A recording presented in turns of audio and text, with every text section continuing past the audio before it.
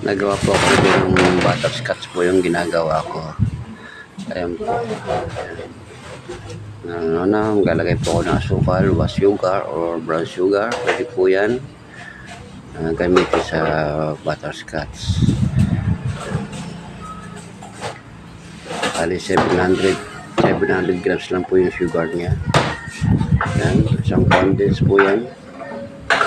Yan po yung mga nakakon po yung mga ingredients. I-file lang po nyo sa aking YouTube. Yan. Bigyan ko po lang isang condense.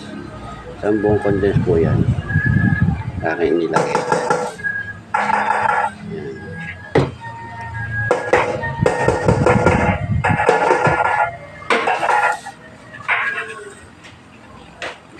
Message lang po kayo kung halimbawa magugustuhan mo aking butterscotch para po ma-share ko sa inyo yung aking recipe ng aking butterscotch.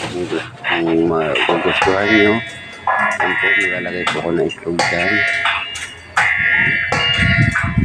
Nalalaman naman nyo po ilang piraso yan. Okay na po, 5 piraso ng itlog lang po. Hindi po ako nagamit ng kanya ng baking. Hindi po ako naglalagay ng baking dyan. So, para po maging moist yung loob ng butterscotch. Nilagyan ko po siya ng butter flavor o ball of coins. Yan. Nabalot na siya.